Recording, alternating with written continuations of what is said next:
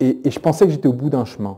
Et donc, en fait, je pensais que je valais plus grand-chose, et donc je me suis beaucoup moins protégé. Enfin, vous voyez, j'étais là en mode qui, de toute façon, et j'avais oublié qu'en face, ils ont la mémoire longue, qu'ils ont des moyens aussi pour... et que voilà, ils ont frappé au moment où justement,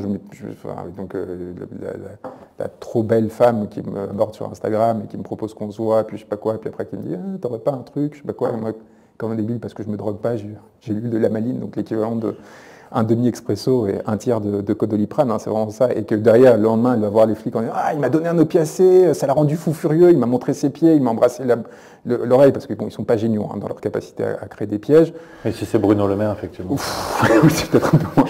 Mais vous voyez, vous êtes là alors que vous avez dormi avec la femme, enfin, collés l'un à l'autre, que ça a été doux, enfin, bon, bref, déjà, vous sentez nul à tous les niveaux. Enfin, d'où la réaction que j'ai eue immédiatement, qui était de demander pardon, en fait. La première réaction que j'ai eue, parce que je savais qu'à partir de là, en fait, il allait y avoir ce parasitage terrible par rapport à ce qu'on était en train de construire, une perte évidemment de séparation qu'on défendait, et pour moi, un truc qui devient évidemment dévastateur dans la sphère intime, mais aussi socialement et professionnellement et politiquement. Et est-ce que vous pensez qu'ils peuvent aller encore plus loin? Est-ce que vous redoutez d'autres actions à mon égard? À votre égard? Ah, bien sûr.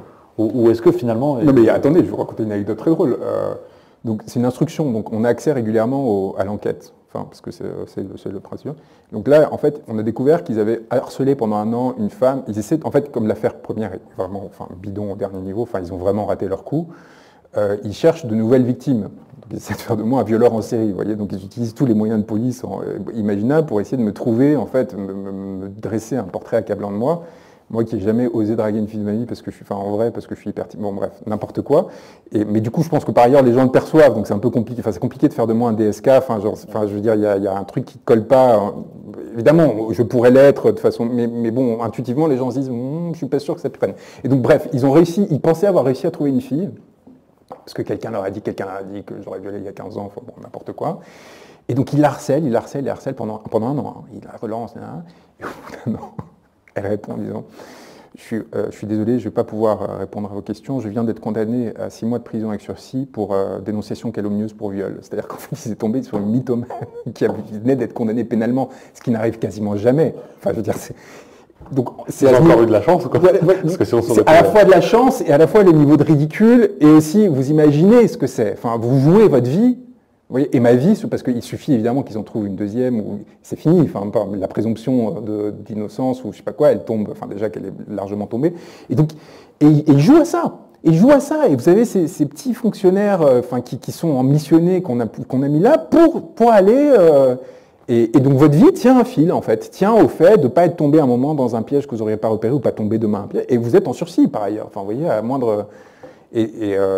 Donc vivre avec ça... Et ne pas pouvoir en parler, là je vous en parle, c'est la première fois que j'en parle de cette, parce que théoriquement on n'a pas vraiment, enfin si on peut en parler, mais bon, qu'importe quoi, c'est compliqué, surtout vous ne voulez pas prêter le flanc à l'instrumentalisation, et surtout les gens ne veulent pas vous en parler parce qu'ils n'ont pas envie de savoir la vérité, c'est-à-dire que ça existe, c'est hyper violent aussi pour moi de découvrir que des trucs comme ça existent, enfin c'est pas naturel, hein. Enfin, et la chance qu'on a, c'est qu'on est en train de réussir à découvrir qu'il y a vraiment un aspect commenté.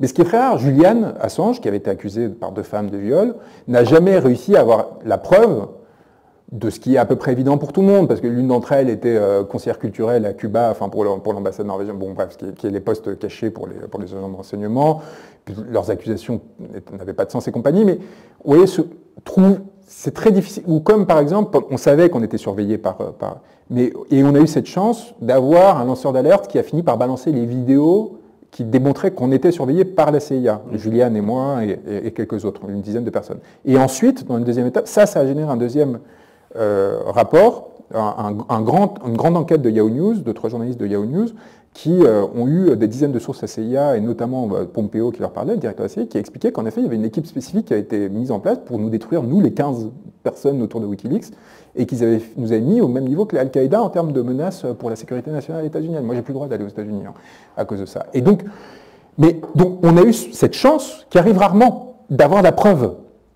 Alors que souvent, en fait, ce qui vous arrive, c'est que votre vie est détruite, et vous saurez pas. Et ce moment de soulagement qui consiste à dire, putain, je sentais bien qu'il y avait quelque chose qui était en train vraiment genre de...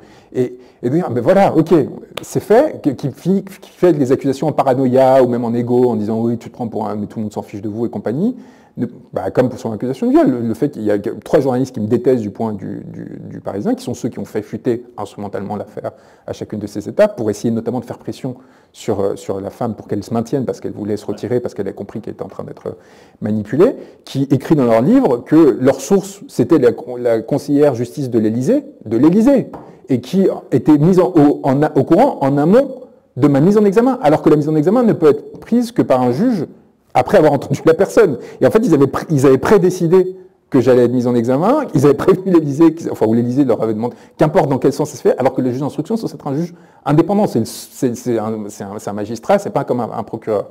Et donc il y a ce livre, Ministère de la Justice, publié chez Grasset, encore une fois, pas des gens qui sont comparés avec moi. Donc mes ennemis eux-mêmes donnent un truc qui permet de se dire, putain, ok, d'accord, ça remet les choses en place, et maintenant, bon courage pour essayer de légitimer ce que vous êtes en train de faire. Mais, encore une fois, c'est de l'ordre du miracle. En général, ça vous traverse, ça vous explose, vous n'avez rien vu venir et vous n'avez aucun moyen de l'expliquer après coup. Et une bonne opération d'entrave, encore une fois, pour reprendre le vocabulaire des services de renseignement, c'est une opération qui n'est ni attribuable, ni suspectable, en fait. C'est quelque chose qui s'insère dans le normal. Et c'est en ça que les appareils de renseignement sont profondément pervers et pour moi, créent une forme d'inimitié et de dégoût fondamental. Et quand je vois le Bureau des légendes, je suis dégoûté par la tentative de les mettre, de romantiser quelque chose qui est... Et le seul qui a réussi à subvertir ça, c'est Audiard. Dans le dernier épisode du Bureau des légendes, c'est lui qui l'a fait de la dernière saison, où il détruit, en fait. Et d'ailleurs, cet épisode a été détesté par la plupart des fans de la série, parce qu'il fait revenir chacun des personnages qui sont morts en un, et il leur fait dire ce qui est, en fait, c'est qu'ils ont eu des vies misérables, et qu'ils ont détruit des vies, et que tout ça a été juste profondément laid. Et en ça, je pense qu'il a été particulièrement brillant. Au contraire d'Éric Rochant, qui lui est juste un propagandiste du pouvoir comme il est depuis 30 ans. Quoi. Oui, même un instrument, un idiot utile. C'est quelqu'un qui, depuis les Patriotes, est juste fasciné par l'ordre, par la violence. Et on en revient pour le coup à... tout ça, c'est purgatoire. On cherche à éviter la violence. La violence n'arrête pas de monter dans la société et elle est générée par la dysfonction dans son organisation, par la façon dont nos gouvernants sont choisis, prennent des décisions, ainsi de suite. Et nous, ce qu'on cherche, c'est revenir à l'humanité, revenir à une possibilité d'aimer. Et c'est exactement ce que nos ennemis essayent d'empêcher. Et donc, s'il faut en passer par des moments de révolte, de subversion et compagnie, très bien, mais qu'on ne nous accuse pas de vouloir mettre en œuvre une dictature sanguinaire. Au contraire, on trouve qu'aujourd'hui, on est dans une situation qui s'approche de cela.